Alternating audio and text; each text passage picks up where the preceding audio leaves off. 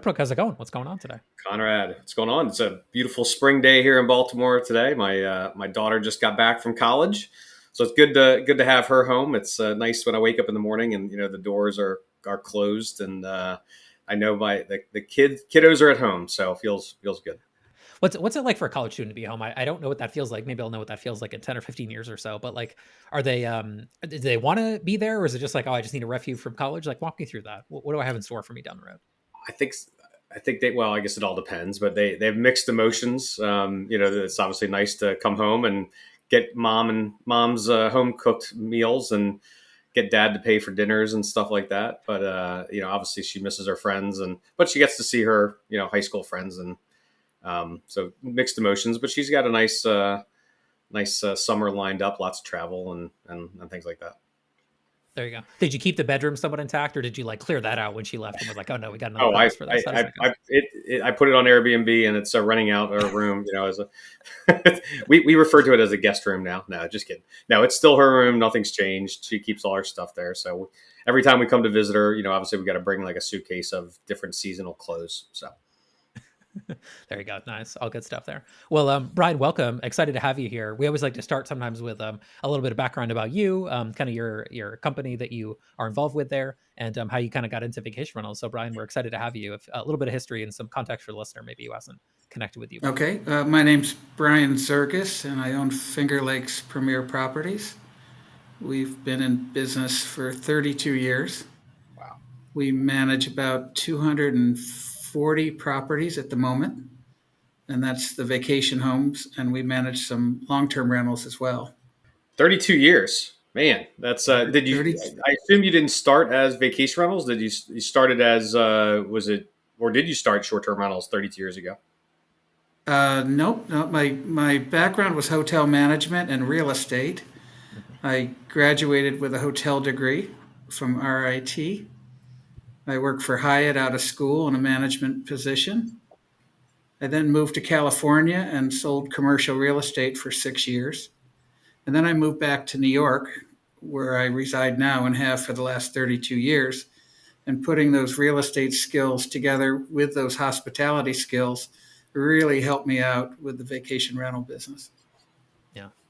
I mean, I can't even imagine the changes over that time frame. I have a few clients that I've worked with over the years, Brian, that have, been in business for multiple decades. And it's always interesting to kind of hear their perspective on how things, were versus how they are now. Like, could you have predicted, how things are now, maybe 10 or 15 years ago, or has it been different than what your expectations were, even from a little while No, ago? it's a lot different, and I didn't predict what would happen with the industry.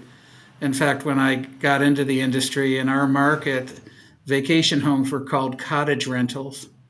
So I found myself going to the local tourism boards, trying to get them to call them what they are. And they did, but that's how much in the dark ages we were here. That's a very Canadian thing, right? Like, I guess because Yeah. you're up in New York, upstate New York. There, it's kind of relatively close to Canada. Maybe there's a little bit of a connection that. Could be. Hadn't thought of that. Yeah.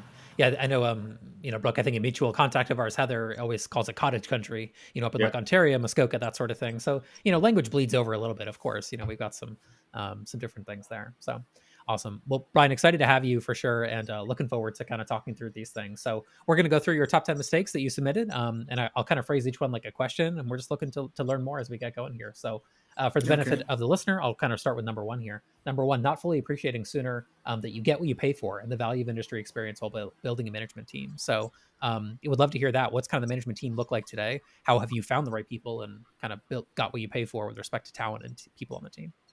Well, in our market and in most markets, finding people with vacation rental experience is hard or can be real challenging.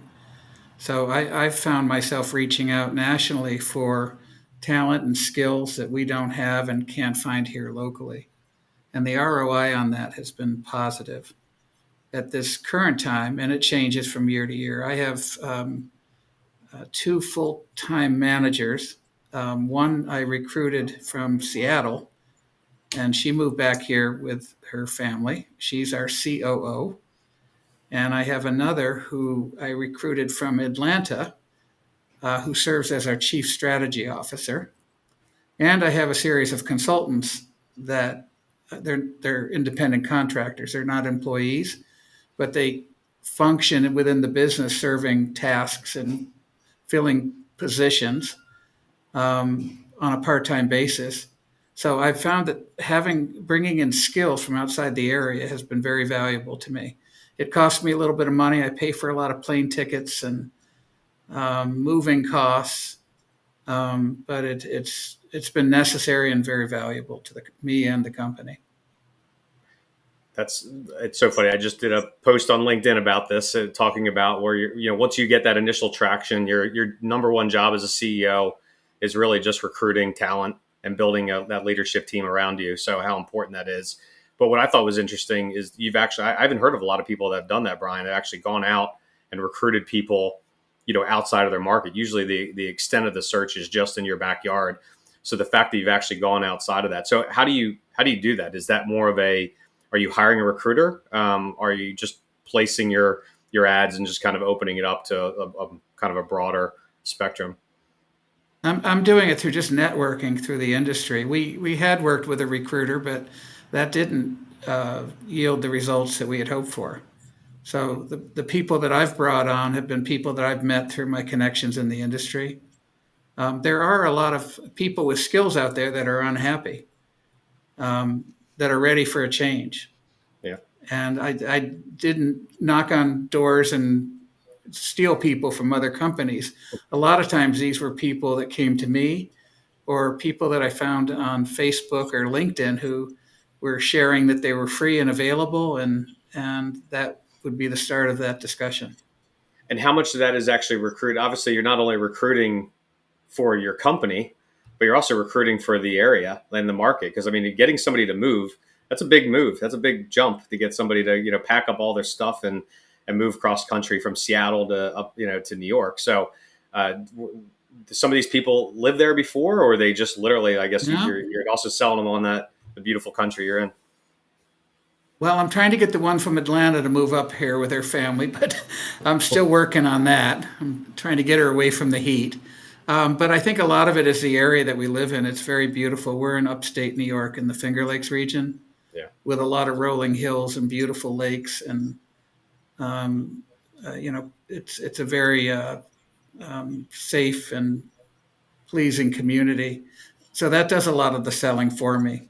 yeah, nice. Yeah, that makes sense. I think it's interesting. I think I actually know your COO. She was a previous client of mine, I think, before she sold to Vacasa several years ago. Sea to Sky Rentals, if memory serves, Brian. That's correct. Yeah. Yeah, She's here in full force, working away, Yeah. tearing Yeah, up the place.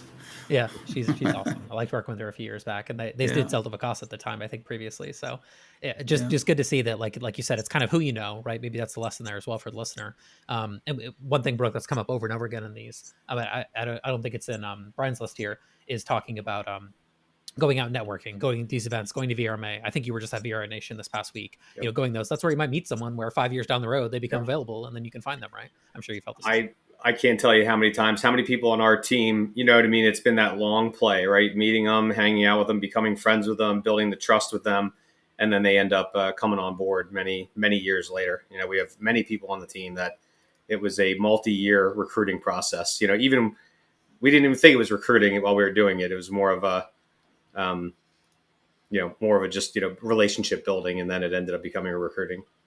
Yeah, exactly. Well, regarding the staffing, the companies always come up against challenges that fall outside the skill set of myself and the existing team.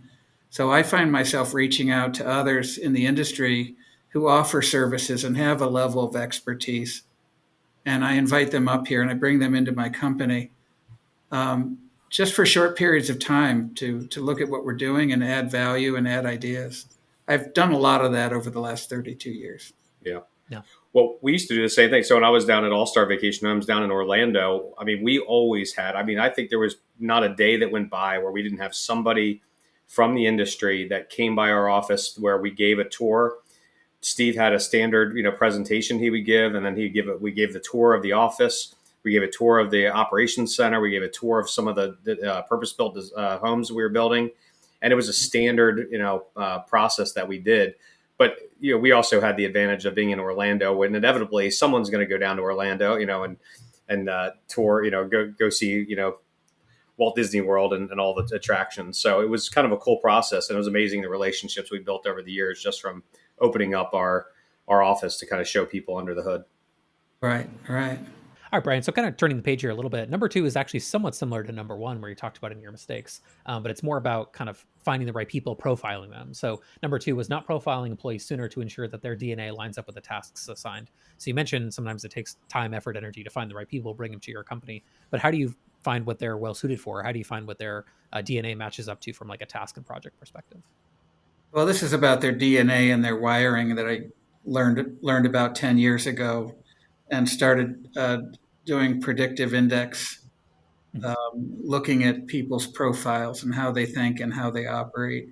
There's a lot of other options out there for businesses such as Colby and Disc, where you can look under the hood. I call it look under the hood at their DNA, and kind of get a feel for what types of tasks they'll be good at, and also how to manage them and work with them.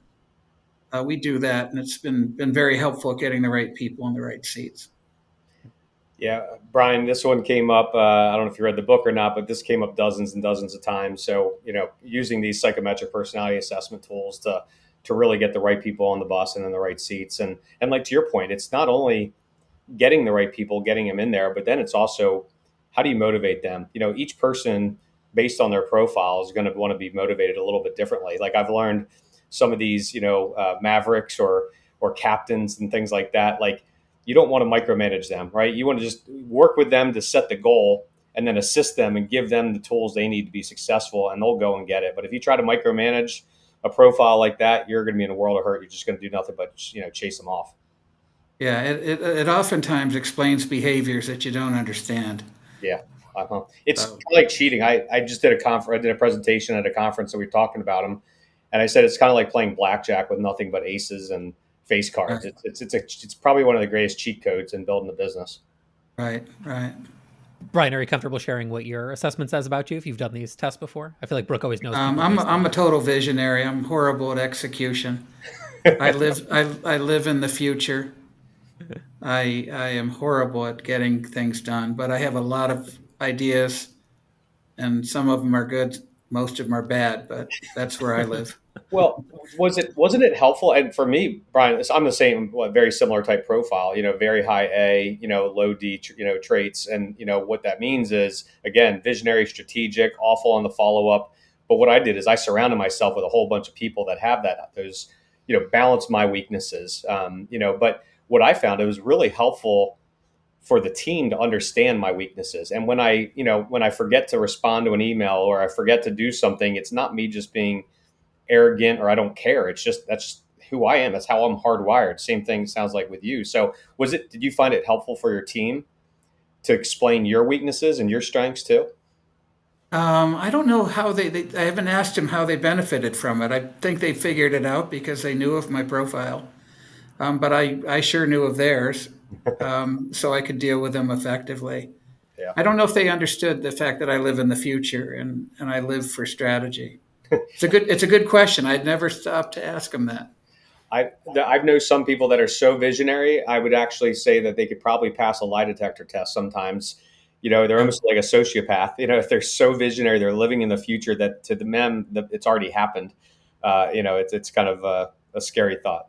Well, it's a good characteristic to have in this industry. So a self-awareness by any owner of a vacation rental business is very important. Yeah. Because you should build your team and have a visionary and have an integrator on site. Sounds like some EOS talk there. That's coming down the list here. We have kind of a greatest hits joke that we make sometimes too on the podcast, Brian. Like, you've already hit on 2 of them, so we'll get to the other one in a second. But This one, number 3, actually was not one that I've heard many times before. So curious your perspective on this. Maybe there's some weather component to this as well. So number 3 was not appreciating the ROI on providing quality vehicles for staff and then reimbursing for mileage. So what was the process before? Were you letting staff drive their own vehicles? And then how do you do it today to get people the right tools? Well, I was trying to be cheap, and I would pay mileage when mileage was a lot more reasonable than it is now. And I would have my maintenance guys be driving their trucks, and Not all of them were looking good, and the housekeepers would be driving their cars. And I was trying to avoid the lease payments, the insurance, gas, all that stuff. But at one point, I started buying vehicles, and it was a game changer because the retention of staff increased, the morale, the efficiency. I had more control over the vehicles. They were also benefiting me from an advertising perspective as well. So and the cost was actually lower too. Right now, paying someone to drive a vehicle is expensive. Um, Whereas owning a car with some of the deals that you can negotiate with dealers is very cost effective. Yeah. Hmm. Yeah, I it's a don't think this one great. came up very often, Brooke. Yeah. No, it didn't. And I actually just I did another post on this previously where, one of the greatest sources of new leads we used to get was actually from, hey, I see your trucks and vans everywhere.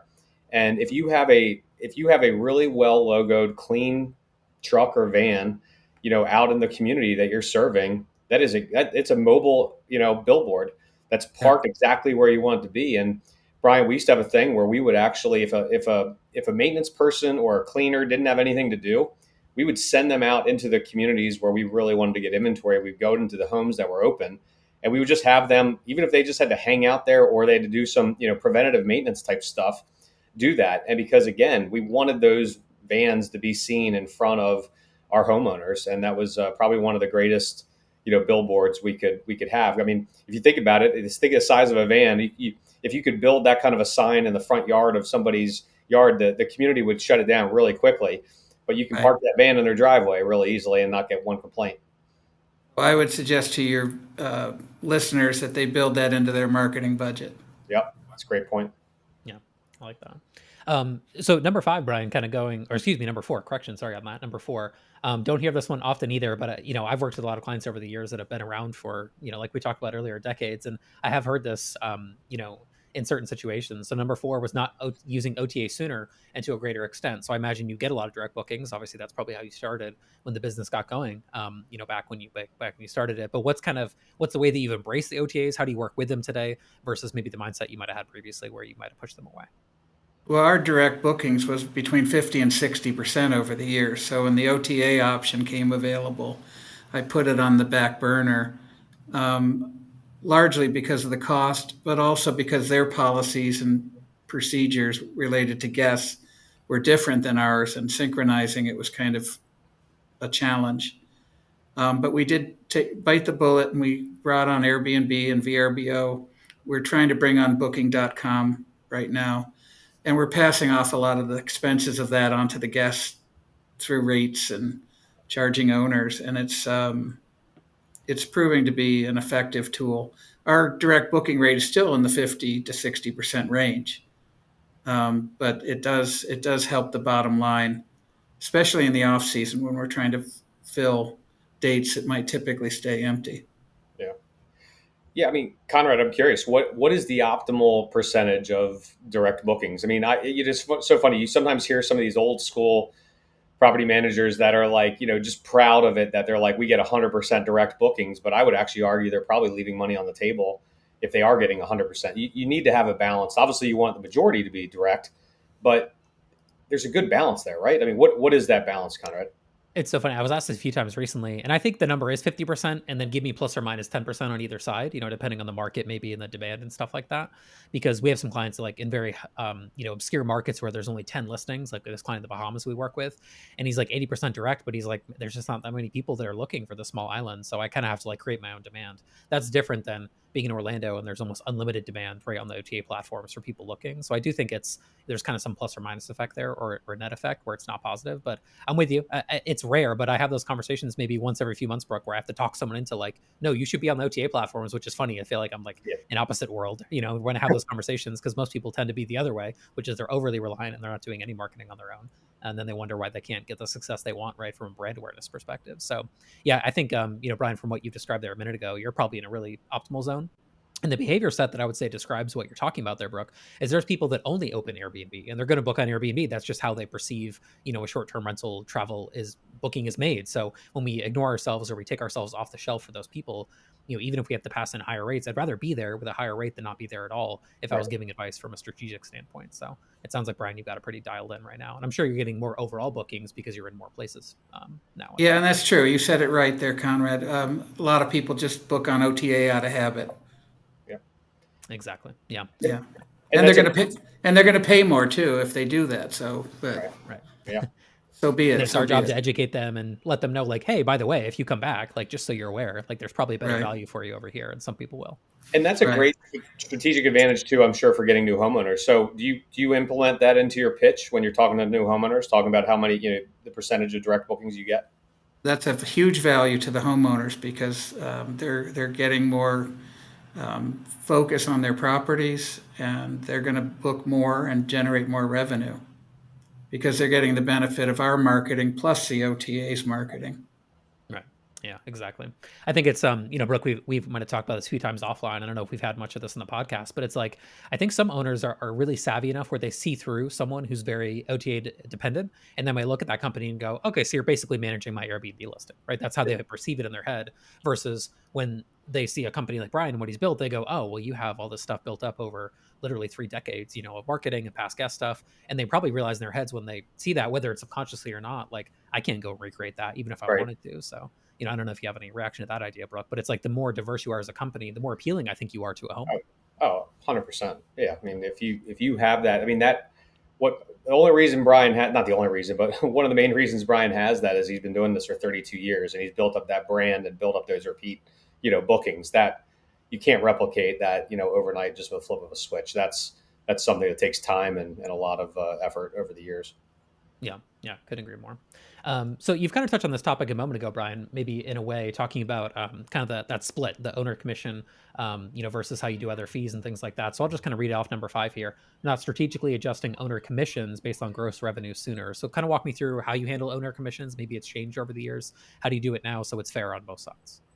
Well, this isn't rocket science. It for so long we just had a flat commission rate and stuck with it, and it was a take it or leave it type of opportunity for owners. But as we developed our yield management program for guests, where we're adjusting rental rates based on demand and revenues, the same concept of yield management seemed to apply to owners as well. So it is a discussion. We will look at a property for its revenue capacity and adjust the commission rates accordingly. We hadn't done that in the past. It's pretty simple to think about, and it's a simple concept, but we were somewhat rigid in our offering to owners, and we changed that.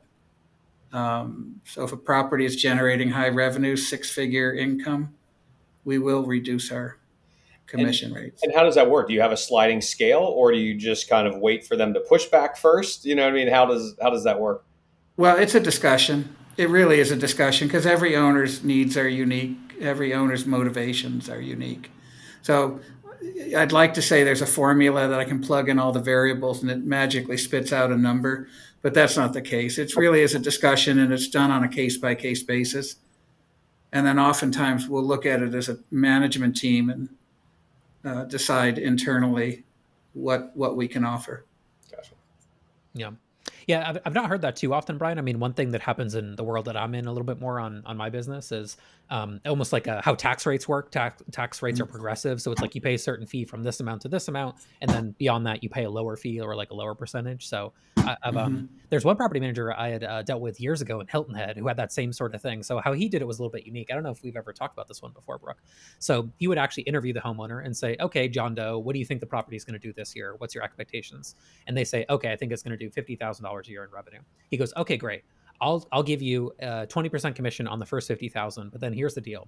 Any amount we go past 50,000 this calendar year, we split 50-50. So I'm very motivated to get it over your number from a revenue standpoint. I'm going to benefit a lot from that, but you're still getting exactly what you expected on your revenue. And then if we do better, great, you're going to get half that extra revenue. Wow. And he did very well. He sold a Vacasa a few years ago, but he's doing very well with that model because people might have the wrong expectation of revenue. Now that this was pre-COVID, so like it might be different now because now the homeowners think that their home that's going to do 100 is going to do 200. Yeah. But it's an interesting model that I saw have a lot of success with. That is interesting. Brian, do you all fall under real estate commission in New York? or is it just? Yes. Yeah. We're governed by the Department of State, and I'm a real estate broker.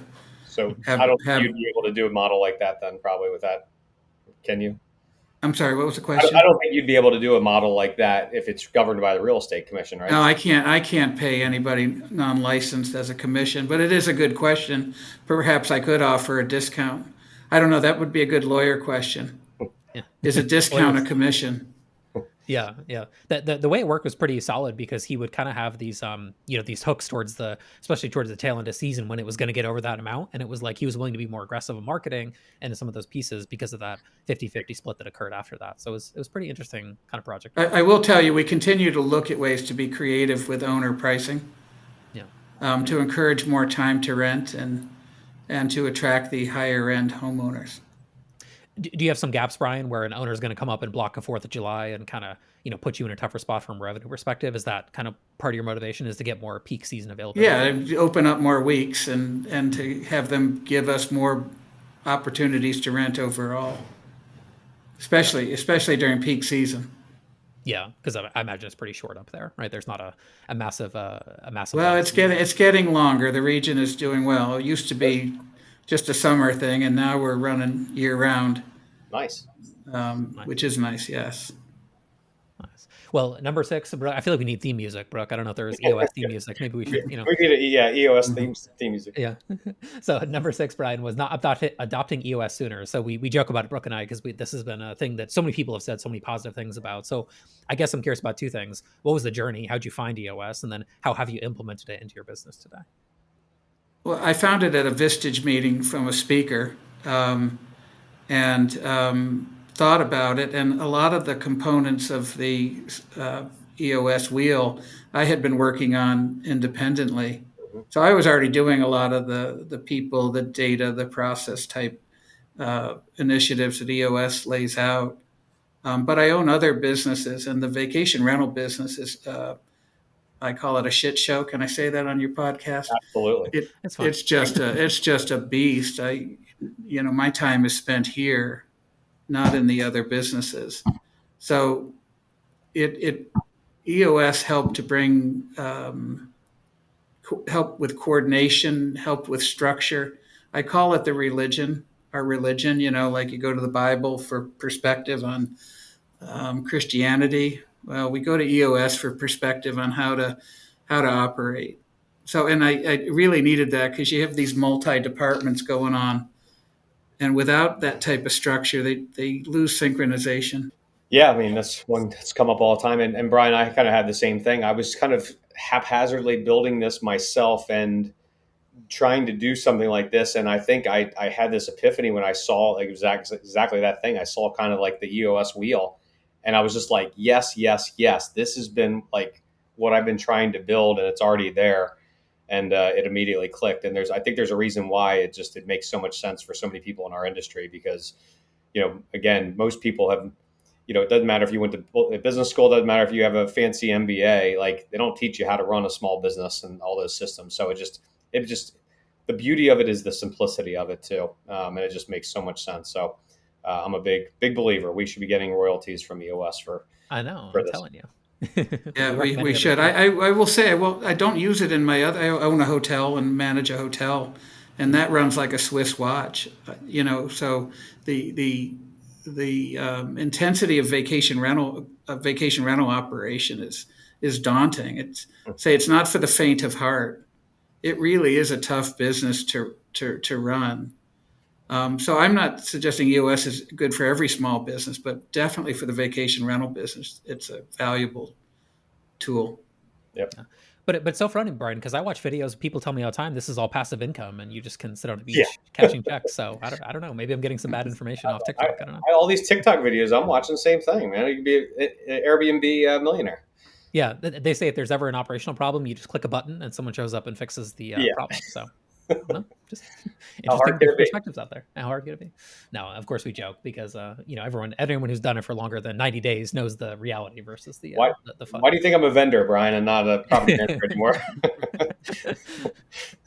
Oh, man. Well, number seven, let's kind of go this direction. Speaking of, important operational pieces, number seven, not investing in constructing oversized customized facility in which to operate sooner. Is this a laundry facility, Brian, or is there like other No, pieces just to a it? facility as a whole. Yeah. I started this business 32 years ago in a farmhouse where I lived in the back and the office was up front. And then we moved to a small 2,000 square foot facility, and we were just busting at the seams. Every inch of the space was used. And I was trying to save money on facilities, thinking that the didn't need much more. And then we moved to two houses side by side, and it was broken up, and the departments were kind of in silos. So back about 4 or 5 years ago, I bit the bullet and bought a commercial lot on public water, public sewer, and I built a customized 21,000 square foot facility, which Wow. has a built-in laundry, and it was designed specifically for a vacation rental business. I talked to everybody. I went to visit multiple different companies, and a lot of them were doing the same thing I was, as you probably know from going around. But there was huge value in building a customized facility specific to this industry for maintenance, reservations, housekeeping, putting the admin, the marketing, the HR, and the How many finance people? in one area. Sorry, Brian. How many people are typically in that office building on a given Wednesday? During season, like how many people come into that facility? Well, we have a lot of remote employees, so I couldn't give you a hard number. But in the summer, we'll have about 150 employees working with us. A lot of Mhm. those are seasonal. If I were to take a guess at this point in time, we have about 50 full time year round. Mhm. That makes sense. There might be 20 in the building right now, Yeah. but it varies. It varies quite a bit. I remember when I had Vantage, my office somehow became like the dumping grounds of anytime anyone go to a property and there was something would break, they would come back and say, "Hey, Brooke, this broke on this property," and they would like drop it on my floor in my office. So somehow by the end of the week, I would just have this accumulation of just broken stuff in my office, and yeah, we. I would have been very jealous to have an office like yours. We had high rent, unfortunately, high rent space right in the kind of the heart of Ocean City, oceanfront kind of building. So getting a lot of land was pretty challenging in a 9 mile sandbar, in Ocean City. Yeah, it is challenging. And for those listeners that you have that don't have a scarcity of property, my advice would be figure out what you need and then double it because you're going to need it. It's amazing how you can fill space. Yeah. It's a great. If it, it's really, especially in a colder climate, when you have trucks and things that need to be worked on, you can bring them into the building Yeah, and Yeah. spread out a little bit. yeah. I don't know who posted this link. Maybe you saw this on LinkedIn too, Brooke. Someone posted the other day. I've never seen any vacation rental manager happier than when they tour their laundry facility for the first time and they Yes. kind of say, "Oh, look, it's all mine. I don't have to pay anybody else. I got it all dialed in." That's one side of it. So I'm sure it's the same kind of thing. People get so happy about these kind of things, and Oh yeah. I've had clients turn off their marketing for several months for because they're like, "We have to build a laundry facility, so like I'm going to turn off my ads for a little while or like reduce the cost because I just need to spend this thing." But don't worry, once we're done with this, like we're going to save so much money. We'll get it all dialed back in. So I know the expense could be high, but then the long term ROI can be incredible potentially from a Well, cost perspective. that was a one of the top 10 mistakes was not building, and this is a little bit different than what you just mentioned, but it was not building a laundry facility sooner. Almost every single person that mentioned it talked about how it instantly became a profit center for them and just improved the dynamics of the business.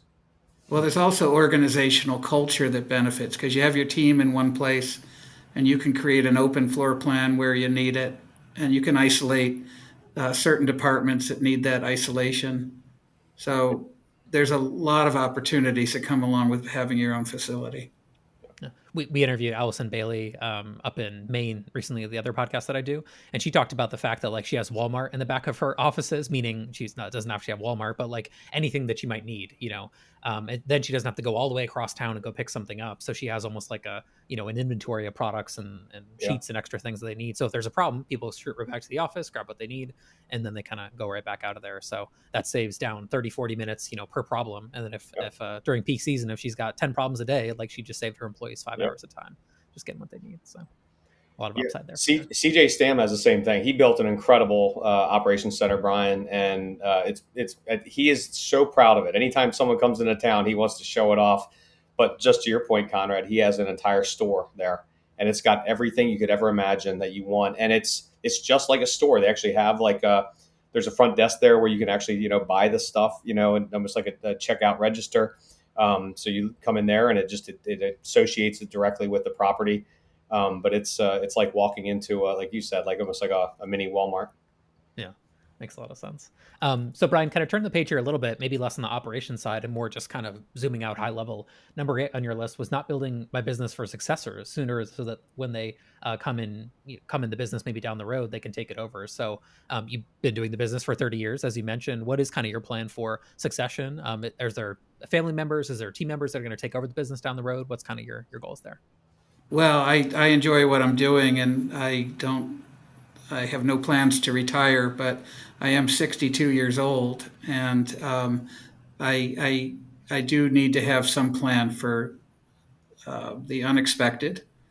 And maybe at some point down the road, I will want to pass on the business to my kids or an employee or one of the many outside buyers that approaches me to buy the company.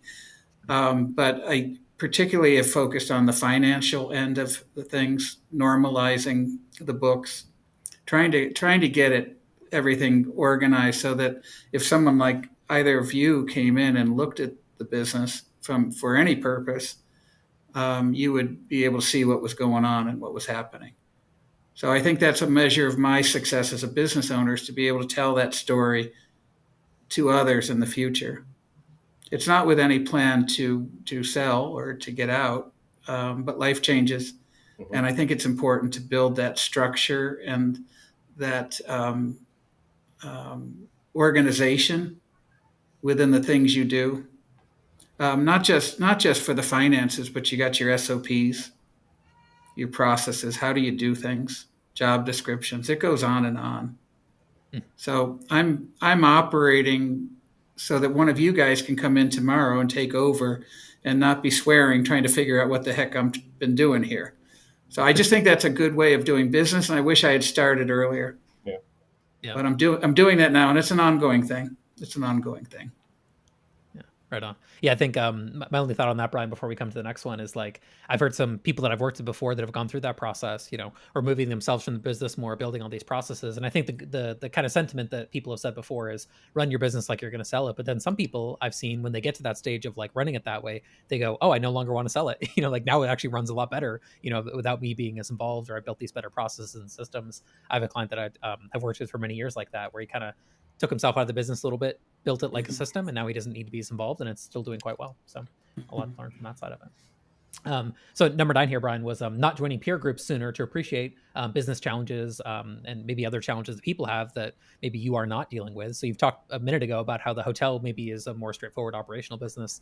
The vacation rental business is quite challenging operationally, but what have you learned from peer groups? What kind of peer groups have you joined? How have they helped you in kind of your perception and operations? Well, I'm a member just of a CEO group up at a local city, and we've got dentists and a lot of manufacturing type businesses.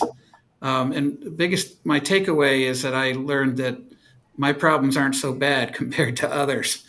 I don't know if you've had that experience, but some of the things that other business owners get into just blows my mind. And I feel fortunate that I've been able to be sheltered from some of these experiences, particularly as it relates to family members in the workplace. But I've also learned a lot from them. Other business owners have perspectives on things that I don't, and I don't find it within the vacation rental community either. So I was invited by one of my owner clients to join a group. I did, and I'm glad I did. I was a little guarded at first, But that was a good move because these guys have become friends, Yeah. and I've learned so much from them. Oh yeah. Yeah, I mean, Brian, I've been a member of either YPO or EO since 2006, and it's one of the most impactful organizations I've ever joined. And it's first off, it's just nice to have a group of other people that are in similar situation that you are, running organizations. And I always said I can only come to my spouse so many times and complain about certain things, and it's nice to have kind of a sounding board. It's nice to have that experience sharing from them, to hear that, like, to your point, you think you're alone, and very often you are alone up there, but now you have this other peer group that you can go to, and you can share your misery together, and they can kind of experience share with you. And it's funny, like, I'm very similar. Like, I've got a dentist, I've got a person in medical devices, I've got a hard landscaper, you know what I mean? I've got a construction and real estate company, a hard money loan person. I've got the whole perspective. But it's funny that these industries are so different and unique, but a lot of our problems are very, very similar too. So it's good, and it's also good to get an outside perspective from those other verticals and other industries. Yeah, yeah, and I've also tied set up a group with other vacation rental owners, and we've been meeting annually for the last 12 years. Mm-hmm. And we get together once a year at another business's facility. That's cool. And they host it, and we stay in their homes, and we sit down for about 2 days, and we just talk and get into the weeds of operations. We tour their facilities, we tour their homes, we drink a lot, play some poker, and it's a mixture of men and women and couples. Many of them are Verma board members that are part of this group, and it's these are friends, and so it's outside of the big convention.